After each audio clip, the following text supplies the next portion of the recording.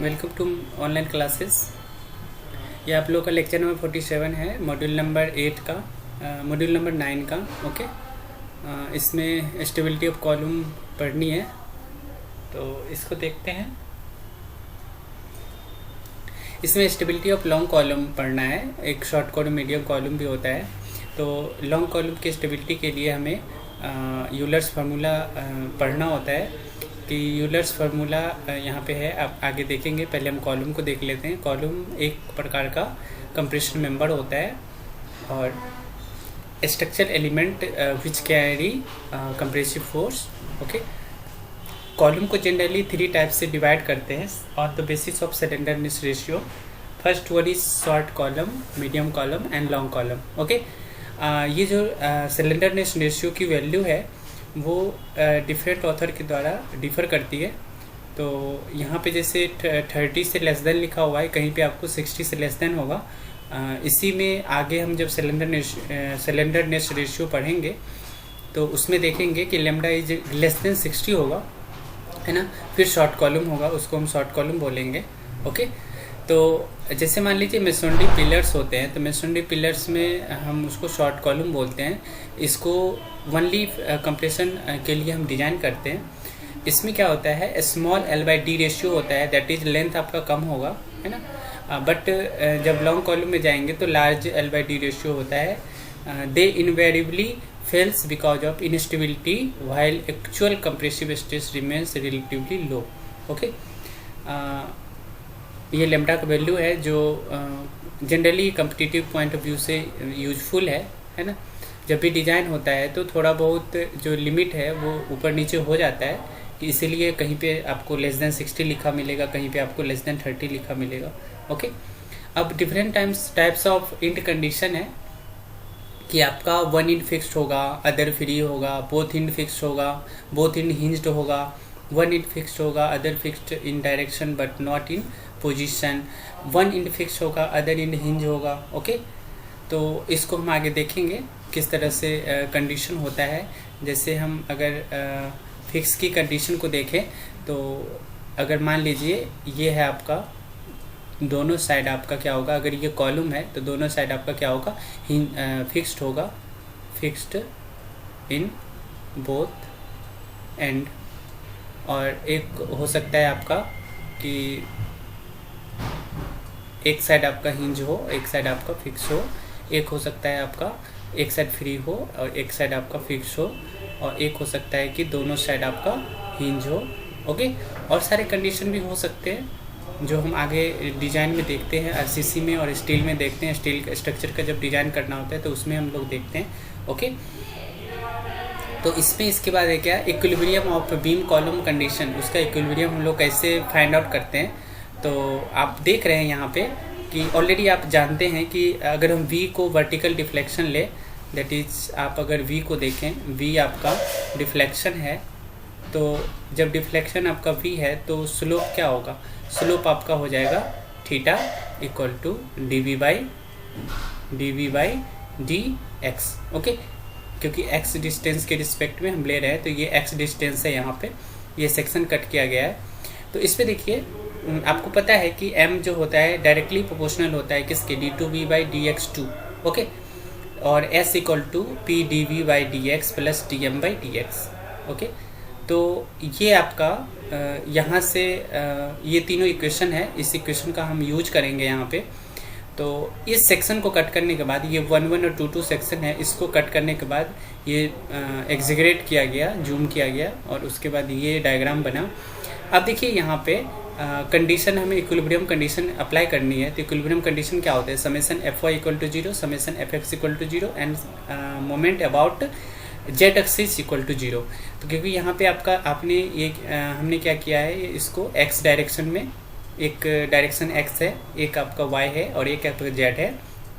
Okay, तो x और y का कोऑर्डिनेट सिस्टम आप यहाँ पे यूज कर रहे हो, तो मोमेंट आपको लेना है z एक्सिस के बाद। ओके, तो यहाँ पे देखिए समेशन Fy इक्वल टू 0 करना है, तो यहाँ पे आपका यूडीएल भी लग रहा है, इस पॉइंट पे आपका यूडीएल भी है, तो क्या होगा W x into D x, क्योंकि डी एक्स इसका लेंथ है तो इसका लोड क्या होगा W x into D x. उसके बाद क्या है यहाँ पे देखिए ये शियर फोर्स ऑलरेडी आप लोग पढ़ चुके हैं, जब हम लोग SFD BMD पढ़ रहे थे तो वहाँ पे relationship between load intensity shear force and bending moment कर रहे थे, तो वहाँ पे हमने इसको डिस्कस करी थी। हो सकता है डायरेक्शन चेंज हो वहाँ पे, बट ये दूसरे बुक से पेपर किया गया है तो डायरेक्शन चेंज हो सकता है ना, बट कंसेप्ट सेम है। तो यहाँ ये जो लेयर है आपका लेयर 2 एंड लेयर 1 दोनों का सेंटर पॉइंट को हमने एज्यूम किया कि इस सेंटर पॉइंट पे आपका पी फोर्स लग रहा है, यहाँ भी पी फोर्स लग रहा है, यहाँ पे एम है और शियर फोर्स एस है। अब जब ट्रेवल होता है तो कुछ इंक्रीज हो जाता है, that is S plus D S हो जाएगा, ओके, और एम प्लस डी एम हो जाएगा, ठीक है। तो यहाँ पे देखिए ये क्या हो जाएगा, आप वर्टिकल डायरेक्शन में अगर आप फोर्स को देखो तो W x into D x, okay, S plus D S, जो एस प्लस डी एस आपको इस साइड लग रहा है राइट साइड, और माइनस एस हो जाएगा ये लेफ्ट साइड लग रहा है, ओके। तो ये आ जाएगा आपको डब्ल्यू x equal to minus D S by D x, okay. उसके बाद देखिए समेशन एफ एक्स अगर आप यूज करो तो यहाँ पे दो ही फोर्स लग रहे हैं, दोनों अपोजिट डायरेक्शन में लग रहे हैं पी और पी, तो एक पी हो जाएगा प्लस एक पी हो जाएगा माइनस, तो इक्वल टू आपका 0 हो गया। अब मोमेंट बैलेंस इक्वेशन देखते हैं। मोमेंट बैलेंस इक्वेशन में क्या होता है, आप इसी में मोमेंट का एनालिसिस करो जेड एक्सिस के अबाउट, तो क्या होगा, तो जेड एक्सिस के अबाउट जब हम निकालेंगे तो एक तो आपका फोर्स है क्या एम प्लस डी एम, ये आपका एंटी क्लॉकवाइज है तो आपने पॉजिटिव लिया। उसके बाद देखो S into D x by 2 है ना, और s plus D S into D x by 2, क्योंकि आपको जेड एक्सिस है तो जेड एक्सिस कहीं मिडिल पे एक्ट करेगा, जिसका डिस्टेंस इस पॉइंट से इस s के पॉइंट से क्या होगा डी एक्स बाई 2, और s plus D S point से क्या होगा डी एक्स बाई 2, ओके। और p इंटू डी वी, क्योंकि ये p फोर्स है और किसी एक साइड पे निकालोगे, किसी एक के सेंटर के अबाउट निकालना पड़ेगा, तो क्या होगा ये d x by d v हो जाएगा आपका, डी वी जो दोनों फोर्स के बीच का है, तो ये क्या होगा आपका P into d v equal to 0। तो इसको जब सॉल्व करेंगे तो सॉल्व करके ये वैल्यू आ रहा है डी एम, यहाँ से कैंसिल आउट हो गया, D M plus S D X plus P D V और plus D S into D x by 2। अब ये दोनों स्मॉल टर्म का मल्टीप्लिकेशन है तो निगलेक्ट हो गया, तो ये सॉल्व होने के बाद ये वाला टर्म आया, ओके। तो यही चीज़ यहाँ पे डायरेक्ट लिखा हुआ है, ओके। तो इसी को यहाँ पे डिराइव किया गया। अब देखो इसको फिर से हम डिफ्रेंशिएट करते हैं, क्योंकि हमें एक इक्वेशन चाहिए, एक डिफरेंशियल इक्वेशन चाहिए डिफ्लेक्शन के टर्म में। तो क्या होगा, इसको आप एक बार और डिफ्रेंशिएट करोगे तो क्या होगा, ये इस टर्म में आएगा, ओके। और ये फिर सॉल्व होके क्या आएगा D two M by D X two plus P D two V by D X two, और D S by D X इधर आएगा minus D S by D X होगा, इसके जगह हम डब्ल्यू एक्स लिख सकते हैं, ओके। ये इक्वेशन 2 हो गया, ये इक्वेशन फर्स्ट हो गया। सिंस आपको पता है कि ये वाला टर्म क्या होता है एम अपॉन ई आई होता है ना, पढ़ चुके हैं हम लोग डिफ्लेक्शन में एम अपॉन ई आई होता है ना, डायरेक्टली प्रोपोर्शनल होता है, 1 अपॉन ई आई कॉन्स्टेंट आता है। तो ये इसको फिर 2 बार और डिफ्रेंशिएट करेंगे तो ये वाला पार्ट आएगा, ओके। तो ये आपका हो गया, ये इक्वेशन हो गया। इसी को हम क्या करते हैं, इसको यहाँ पुट कर देते हैं ऊपर वाले पार्ट में, है ना, D two M by D X 2 के जगह पे हम रख दिए E I D four V by D X 4, तो ये आपका ये इक्वेशन आ गया, ओके। यही आपका इक्वेशन है कॉलम के डिफ्लेक्शन और बीम कॉलम का जो जनरल इक्वेशन है, ये है आपका, ओके। अब क्या करते हैं हम लोग डब्ल्यू एक्स को 0 मान के चलते हैं, क्योंकि जब भी कॉलम का एनालिसिस करते हैं, कॉलम का जब भी हम एनालिसिस करते हैं तो कॉलम जो होता है वर्टिकल होता है, और वर्टिकल में ये वाले फोर्स का एनालिसिस नहीं करते हैं, दैट इज इसके जो सरफेस पे जो लोड लग रहा है उसकी एनालिसिस नहीं करते हैं, है ना, निग्लिजिबल मानते हैं एज कम्पेयर टू इसके सेंट्रल जो लोड लग रहा है, यहाँ पे जो लोड लगते हैं इसके एक्सियल पॉइंट पे, तो इस लोड के कंपेयर में क्या होता है ये निग्लिजिबल होता है, इसलिए हम इसकी एनालिसिस नहीं करते हैं डिजाइन करते वक्त, है ना। तो इसलिए हमने क्या किया, यूडीएल का जो पार्ट है जो उसके लेयर पे लग रहा है, लेंथ के अलोंग लग रहा है, उसको हमने क्या किया 0 एज्यूम किया, है ना, जनरली किया जाता है 0, ओके। तो ये आपका इक्वेशन बन के आया। अब इस इक्वेशन को आप सॉल्व करोगे, ये आपके पास जो है टोटल डिफरेंशियल इक्वेशन है, ओके। इस इक्वेशन का सी एफ पी आई जो भी करते हो आप, है ना, उस तरह से सॉल्व करोगे तो कुछ इस तरह से आपका इक्वेशन आएगा। इसमें आप एक्सुअलरी इक्वेशन निकालोगे और फिर कम्प्लीमेंट्री फंक्शन होता है, फिर पार्टिकुलर इंटीग्रल होता है ना। यहाँ पे पार्टिकुलर इंटीग्रल जो होगा वो 0 होगा। जैसे इक्वेशन की बात करोगे कि आपके पास d2y/dx2 plus py equal to 0, तो यहाँ पे क्या करते हो, एक्सुअलरी इक्वेशन बनाते हो। तो एक्सुअलरी इक्वेशन क्या होता है, m² plus p equal to 0, that is m equal to क्या हो जाएगा, plus minus root p i. Okay, imaginary term है, तो इमेजनरी टर्म का जो CF होता है कम्प्लीमेंट्री फंक्शन, तो वो होता है आपका C1 e⁻ अल्फ़ा x, अगर आपका अल्फ़ा प्लस माइनस आई बीटा है। ओके, तो ये क्या हो जाएगा, C1 e⁻ अल्फ़ा x और सॉरी C1 अंदर आएगा, C1 cos beta x plus C2 sin beta x। Okay, तो ये आपका CF हो जाएगा।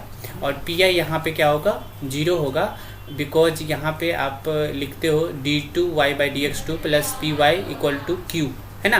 तो या बिकॉज q इक्वल टू 0 है, सो है ना, since pq equal to 0 hence pi equal to 0। Okay, तो ये आपका इक्वेशन बन के आया। यही इक्वेशन हम आगे यूज करेंगे, है ना।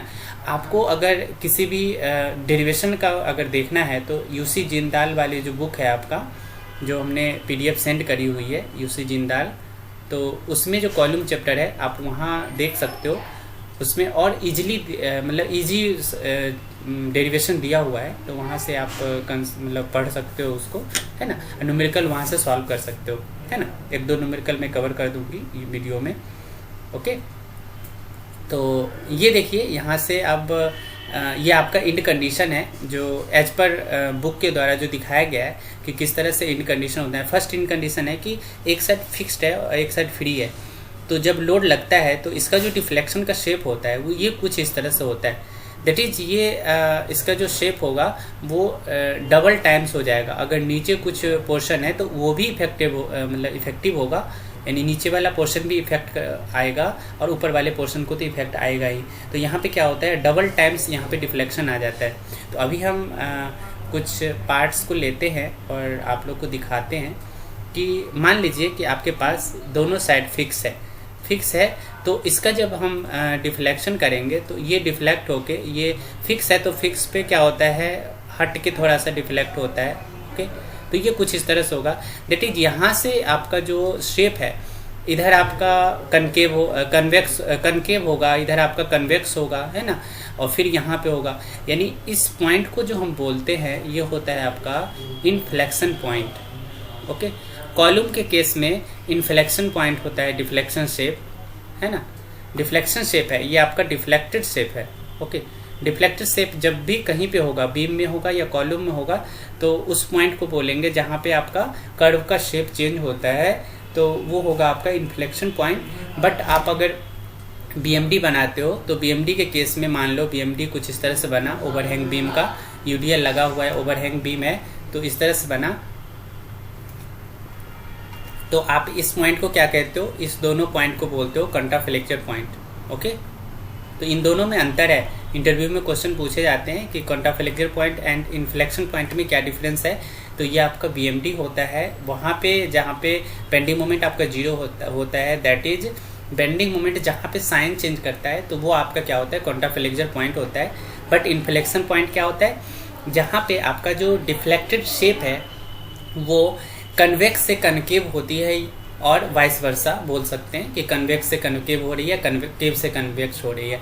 ओके, तो ये दोनों में ये डिफरेंस है, तो इसको आप लोग माइंड में रखेंगे, है ना, आगे के लिए यूजफुल होगा।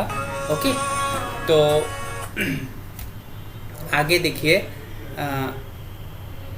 आगे नेक्स्ट है, तो यहाँ पे जो एक टर्म होता है L इफेक्टिव, यानी कहाँ इन्फ्लेक्शन पॉइंट के बीच का जो डिस्टेंस होता है उसको बोलते हैं इफेक्टिव लेंथ, है ना। ये आपका ओरिजिनल लेंथ होता है और ये आपका इफेक्टिव लेंथ होता है। आगे हम देखेंगे इफेक्टिव लेंथ क्या क्या होगा, किस केस में क्या होगा, है ना, वो देखेंगे। सेकेंड है आपका कि इधर आपका दे दिया, दोनों साइड आपका हिंज दे दिया, है ना।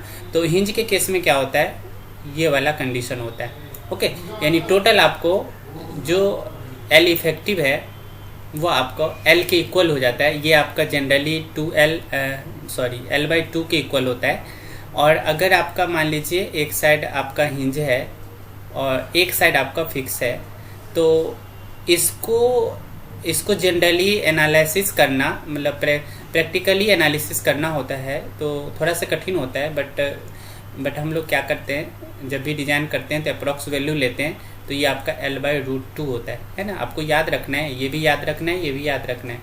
तो ये आपका हिंज है एक साइड, और एक साइड फिक्स है। ओके, और इधर आपका हिंज है और इधर भी हिंज है। ओके, लास्ट एक बचा कि एक साइड आपका मान लीजिए फिक्स है और एक साइड फ्री है, कुछ भी नहीं है, दूसरे साइड आपका कुछ भी नहीं है। तो इसमें क्या होता है, अगर नीचे कोई कॉलम है, नीचे भी कॉलम है, ऊपर भी कॉलम, क्योंकि मल्टी स्टोरी बिल्डिंग में देखोगे तो आपका क्या होता है, ये भी कॉलम है, ये भी कॉलम है। तो अगर यहाँ फ्री है और लोड लग रहा है तो क्या होगा, ये भी डिफ्लेक्ट होगा और नीचे वाला पोर्शन भी डिफ्लेक्ट होगा, है ना। तो इसमें क्या होता है, डिफ्लेक्शन कुछ इस तरह से होता है ना। तो यहाँ पे जो आपका L इफेक्टिव है वो हो जाता है आपका 2L के इक्वल, है ना। और ये आपका L है। ओके, ये आपकी लेंथ है L। तो ये आपकी कंडीशन थी, है ना, ठीक है। तो यही सब कंडीशन यहाँ पे लिखा हुआ है, 5 कंडीशन है। इसमें एक और कंडीशन एक्स्ट्रा दिया हुआ है। फिर आप यहाँ पे देख सकते हो कि शियर फोर्स और रोटेशन क्या होगा हर एक पॉइंट पे। तो आप खुद बता सकते हो कि हिंज है तो हिंज पे क्या होता है आपका थीटा 0 और V 0, bending moment 0, shear force 0। Okay, तो वो तो पहले से पढ़ चुके हो आप, तो वो आप एनालाइज कर सकते हो इसमें आप देख के और समझ सकते हो कहाँ पे 0 क्यों हो रहा है ना, इस पॉइंट पे 0 क्यों हो रहा है। ओके, उसके बाद जो हमने डिफरेंशियल इक्वेशन डिराइव करी थी तो उसको सॉल्यूशन भी चाहिए होता है, क्योंकि उसको सॉल्व करना होता है ना। तो सपोज कर लेते हैं एक डेरिवेशन कि बोथ इंड्स आर हिंज्ड है, दोनों इंड जो है आपका वो हिंज है। तो हिंज होगा तो उसके लिए कर लेंगे, फिर आगे हम देख लेंगे, है ना। आगे जिंदाल वाले बुक में आपको सारे का डेरिवेशन मिलेगा। ये जो जितने भी केस है, केस 1, केस 2, केस 3, केस 4 और अदर केस, बहुत सारे केस होते हैं, तो उसके भी डेरिवेशन आपको मिलेंगे। तो आप वहाँ से इसको कर सकते हो, है ना, ठीक है। तो इसका डेरिवेशन देखिए, ये इक्वेशन है। तो डेरिवेशन में सॉल्यूशन में क्या होता है, सॉल्यूशन में आपको जो भी कांस्टेंट टर्म है उसको वैल्यू निकालना होता है। तो यहाँ पे देखिए कांस्टेंट टर्म क्या है, C1, C2, C3, C4। Okay, तो यही सब निकालना है। तो अब देख लो, हिंज वाला कंडीशन है, हिंज को सही कर लेना, GE होगा। हिंज के कंडीशन में आपको पता है कि x, अगर x हम यहाँ से ले रहे हैं तो x यहाँ पे क्या होगा, x इक्वल टू 0 पे क्या होगा, यहाँ पे डिफ्लेक्शन 0 होगा और d2v/dx2 भी 0 होगा। ओके, क्योंकि dv/dx 0 होगा तो d2v/dx2 भी 0 होगा। ओके, यानी मोमेंट आपका 0 होगा। तो कंडीशन लगाइए, दोनों कंडीशन आप इस इक्वेशन में लगाएंगे। मैथ के बच्चे हो आप लोग तो समझ जाओगे खुद ही, है ना। C2 + C4 = 0 और यहाँ पे C2 = 0। तो C2 0 है तो C4 भी 0 हो गया। तो C2 और C4 का वैल्यू पता चल गया।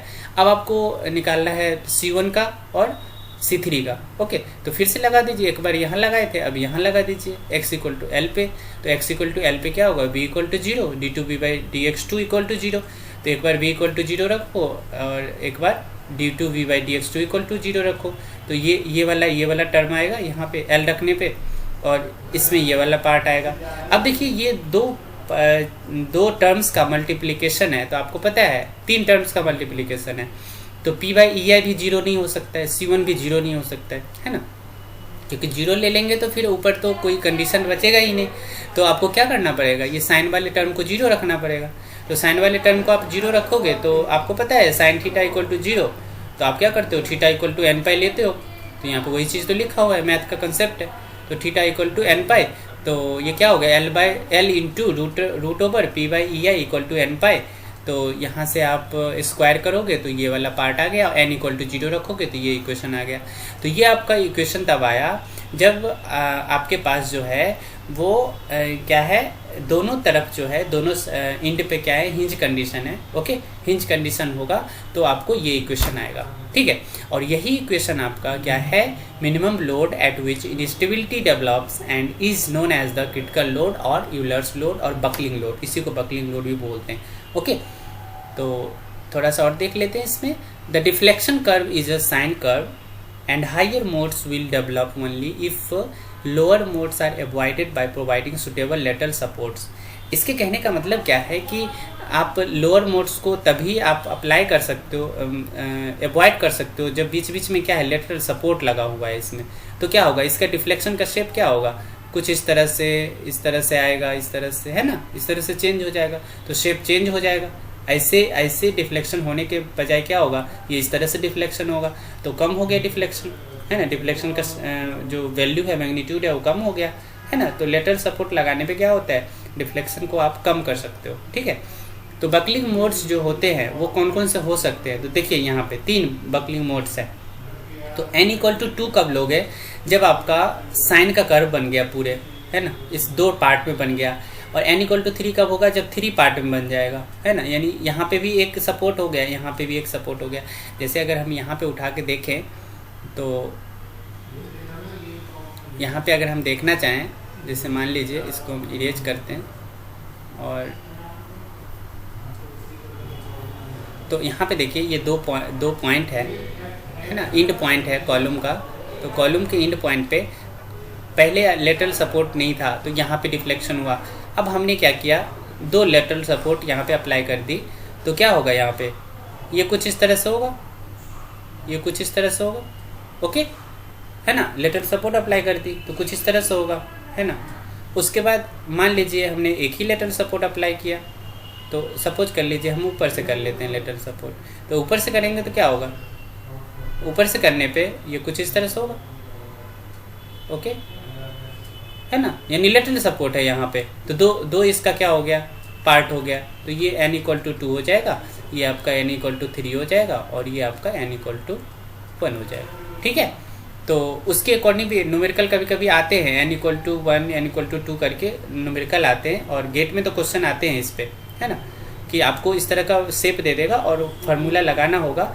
तो आपको याद क्या रखना है, यूलर्स का फार्मूला जो होता है n² π² EI/L इफेक्टिव का स्क्वायर P क्रिटिकल, है ना, या P यूलर। तो ये आपका यूलर फार्मूला याद रखना है। अब n अगर नहीं कुछ दिया है तो n= आपको 1 लेना है। अगर n के बारे में दिया हुआ है कि आपका जो पार्ट है वो 2 पार्ट में चेंज हो रहा है, ओके, यानी डिफ्लेक्शन जो है 2 पार्ट में है, लेटरल सपोर्ट लगा हुआ है, एक लेटरल सपोर्ट है तो 2 हो जाएगा इसका n, है ना। 2 लेटरल सपोर्ट होगा तो 3 हो जाएगा, है ना, इसमें दिख रहा है यहाँ पे 2 लेटरल सपोर्ट था तो 3 हो गया n=, है ना। तो फिर यहाँ पे आप पुट करोगे, और ई का वैल्यू यंग्स मॉडुलस होता है, आई मोमेंट ऑफ इनर्शिया होता है, एल इफेक्टिव अभी हम बता चुके हैं यहाँ पे कि एल इफेक्टिव क्या होता है, ये आपका एल इफेक्टिव है, जो सारे पार्ट का एल इफेक्टिव यहाँ पे मैंने लिख दी है। तो क्रिटिकल लोड क्या होगा, जब हम एल इफेक्टिव लगा देंगे तो यहाँ पे वही सब चीज़ लिखा हुआ है कि आपका जो ये डायग्राम बना हुआ है 1 2 3 4 करके ये वाला, तो इसी का केस करके यहाँ पे लिखा हुआ है कि एन का वैल्यू क्या क्या होगा हर एक पार्ट में। तो हर एक साइड में एन का वैल्यू आप रखोगे तो ये कुछ सॉल्व होके इस तरह से आएगा, और पी का वैल्यू इस तरह से आएगा, ओके। तो ये एंड हो गया ये लेक्चर, ओके। नेक्स्ट लेक्चर में और पार्ट देखते हैं। Thank you.